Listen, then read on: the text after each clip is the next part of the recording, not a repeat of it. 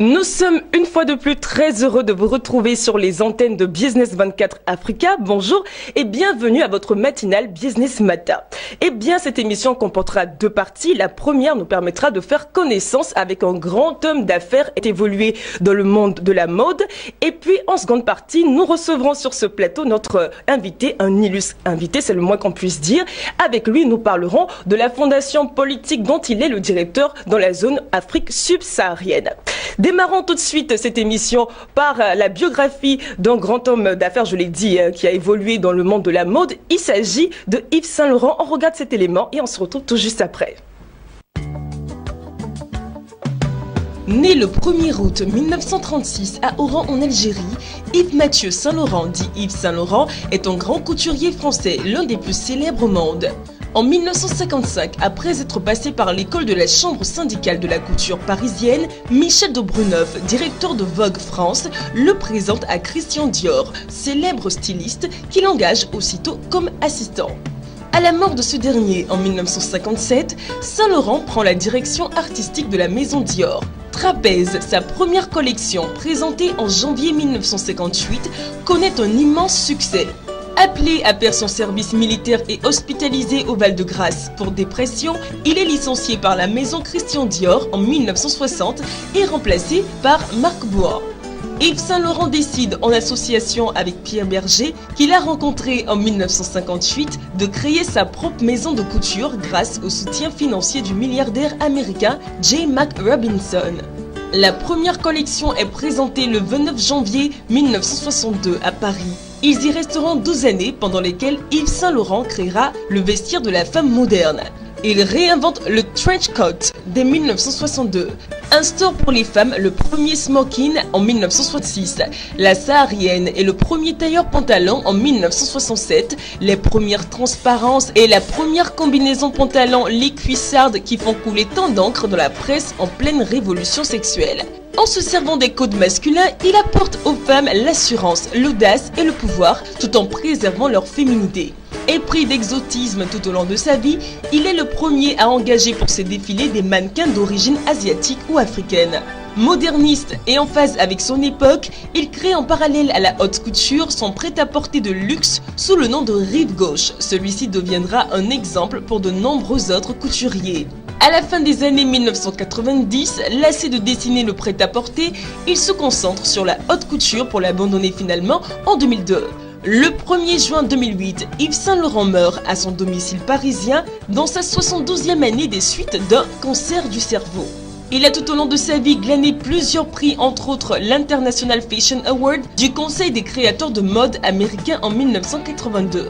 En 1985, Yves Saint Laurent est fait chevalier de la Légion d'honneur par François Mitterrand et en 2007, grand officier de la Légion d'honneur, pour ne citer que ceci.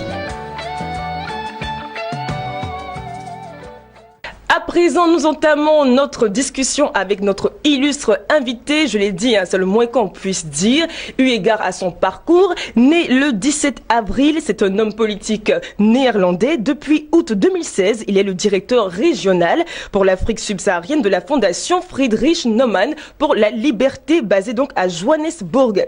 Il a été élu membre du Parlement européen aux élections européennes du 10 juin 1999 et ce jusqu'en 2009. J'ai nommé Jules Maten. Bonjour. Bonjour. Comment allez-vous?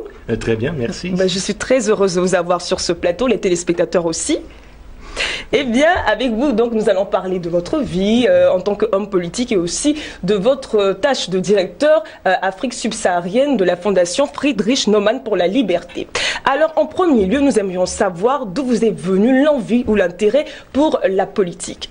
Ça a commencé quand j'étais très jeune. Mon père était un homme politique, ma femme était une femme politique. Ah ouais. Et par hasard, moi aussi, je suis devenu homme politique.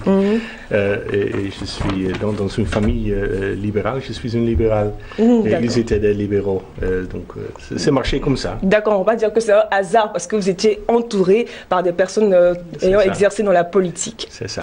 Alors, vous êtes axé depuis un moment sur la défense des droits de l'homme, puisque vous travaillez donc à la fondation Friedrich Naumann pour la liberté. Pourquoi ce choix de la défense des droits de l'homme? Les droits de l'homme, pour nous, dans notre philosophie, c'est essentiel parce que ça vient d'un respect pour l'individu, pour l'homme et pour la femme. Quand on respecte des individus, ça veut dire qu'il faut aussi respecter des droits des individus. Absolument. Très bien. Alors, quel travail fait concrètement la Fondation Friedrich Naumann pour la liberté dans le continent africain et plus précisément dans la partie subsaharienne de l'Afrique? Oui, en Afrique, on fait en effet le même travail qu'on fait partout dans le monde. Nous sommes dans 60 pays. Et c'est un travail dans 3 domaines. La bonne gouvernance, c'est une économie libre et les droits de l'homme. Et pour nous, ces 3 choses il y a une relation entre ces 3 domaines. L'un a quelque chose à faire avec l'autre. D'accord. Alors nous allons à présent nous appesantir sur les défis de l'environnement des affaires en Afrique. Qu'est-ce que la Fondation Friedrich Naumann pour la liberté fait concrètement pour rendre plus propice l'environnement des affaires en Afrique noire, notamment? Oui, les développements dans l'Afrique noire sont très intéressants pour nous parce qu'il y a un développement économique et dans quelques pays, il y a un développement démocratique qui est très positif. Évidemment, dans quelques pays, ça ne va pas si bien pour l'instant. Et établir un dialogue et échanger des expériences, c'est une manière pour promouvoir la démocratie et les droits de l'homme, aussi dans les pays où ça ne va pas trop bien. Et c'est pour cette raison qu'il est très intéressant d'être ici au Côte d'Ivoire. Absolument. Parce que le Côte d'Ivoire, c'est un pays qui est un exemple, je crois, pour beaucoup de pays en Afrique. Absolument. Eh bien, en tant que fondation libérale, est-ce que la Fondation Friedrich Naumann pour la liberté fait la promotion des libertés économiques? Oui, c'est un domaine très, très important pour nous parce qu'il y a beaucoup de gens, des jeunes, mais aussi d'autres qui ont des idées créatives, qui ont des rêves à ce qu'ils peuvent faire, des nouvelles idées. Et pour eux, d'être dans une position où ils peuvent vraiment commencer une entreprise, où ils peuvent commencer des initiatives économiques. C'est très important. Et très souvent, il y a des règles, des lois qui bloquent cette initiative. Et c'est sur le plan-là que nous travaillons pour voir qu'est-ce qu'on peut faire, qu'est-ce qu'on peut changer des lois, est-ce qu'on peut soutenir des initiatives pour changer la législation. Très bien. Alors, vous avez beaucoup travaillé dans le domaine de la bonne gouvernance pour l'instauration, justement, de la bonne gouvernance dans les États, notamment aux Philippines, vous avez été. Quelles sont les résolutions que vous avez mises en œuvre pour y parvenir, pour justement atteindre votre but, celui de l'instauration de la bonne gouvernance? Ce que nous avons essayé, c'est d'avoir un débat sur la bonne gouvernance, pas seulement au niveau d'une élite, mais sur le niveau des gens normaux, qui très souvent ne sont pas engagés dans les débats politiques, mais c'est eux qui souffrent beaucoup quand il y a une situation de corruption ou de maladministration. Donc, trouver des nouveaux groupes pour notre communication et pour notre initiative, c'était une chose importante et c'est ça qu'on a essayé avec du succès. D'accord. Alors selon vous, est-ce que l'environnement des affaires en Afrique peut connaître une percée, un boom? Oui, c'est ce qui se passe. Il y a un boom, surtout dans les pays comme le Côte d'Ivoire, il y a d'autres pays. Et c'est un développement que nous, en tant que fondation, voudrait soutenir. Et on peut faire ça en Afrique, mais aussi, parce que nous sommes un réseau global, international, avec les contacts autre part, surtout en Europe. Il est très intéressant, évidemment, pour les Européens de savoir ce qui se passe dans les pays africains. On n'en sait pas beaucoup, malheureusement, et ça c'est vraiment un problème. Et nous, en tant que fondation, essayer de travailler à ce niveau-là. Nous avons des contacts dans les parlements nationaux en Allemagne et d'autres pays européens, le Parlement européen. Justement, vous avez été... Oui, allez-y, continuez. Pour améliorer la conscience, ce qu'on sache qui se passe en Afrique. C'est important pour l'Afrique, mais aussi pour l'Europe. Absolument. Justement, vous avez été membre du Parlement européen. Qu'est-ce que vous avez fait concrètement, vous, de façon très personnelle, pour l'Afrique, ou bien quelle a été la mission que vous êtes donnée au sein du Parlement européen? Dans le Parlement européen, j'ai fait des choses comme la politique de santé, les droits des consommateurs, l'environnement, mais aussi des affaires étrangères. Et j'ai fait des activités ici dans l'Afrique de l'Ouest, l'Afrique du Sud, exactement pour savoir mieux ce qui s'est passé ici. Et de voir ce qu'on pourrait faire avec ça en Europe. L'Europe, pour l'instant, se regarde soi-même. Oui, absolument. Tourner vers soi-même. Ce qui n'est pas bon. Voilà, il faut plutôt s'ouvrir. Voilà, c'est ça. Et sur le plan là, je crois que maintenant, l'Europe aussi peut apprendre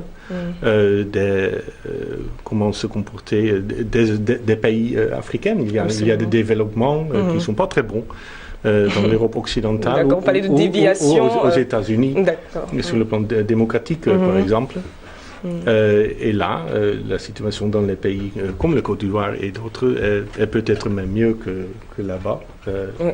Donc au moins, il faut voir ce qui se passe en Afrique et est-ce qu'il y a de bons exemples. Oui, à copier en Europe. Très bien. Alors, vous avez fait votre entrée à la Fondation Friedrich Naumann pour la liberté. Quelle a été ou quelle est votre mission, la mission que vous êtes donnée d'accomplir au sein de cette fondation? C'est d'essayer d'activer, de sensibiliser des gens de devenir plus actifs sur le plan politique et surtout dans une direction libérale, de défendre les droits de l'homme, des droits individuels. Et de travailler pour une économie sociale, une économie libre.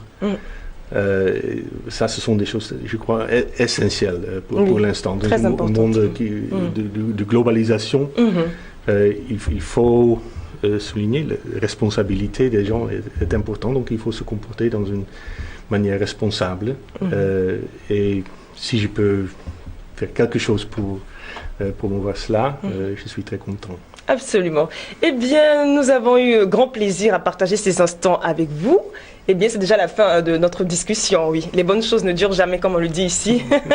Alors, un dernier mot avant de nous quitter. C'est ma première visite au Côte d'Ivoire. Ah, bienvenue à vous. Je suis très heureux d'être ici. Ça fait une très, très bonne impression. Oui. Je suis très fier sur le travail que notre fondation a fait déjà ici au Côte d'Ivoire. Et je suis très heureux d'être ici et de revenir. Absolument, et c'est les bras ouverts que l'on vous recevra. Merci une fois de plus d'être passé sur notre plateau. Vous êtes monsieur Jules Maten. Je rappelle que vous êtes le directeur de la Fondation Friedrich Naumann pour la liberté dans la zone d'Afrique subsaharienne. Une fois de plus, merci. Merci à vous très chers téléspectateurs de nous avoir suivis. On se dit à très bientôt sur les antennes de Business 24 Africa. Au revoir.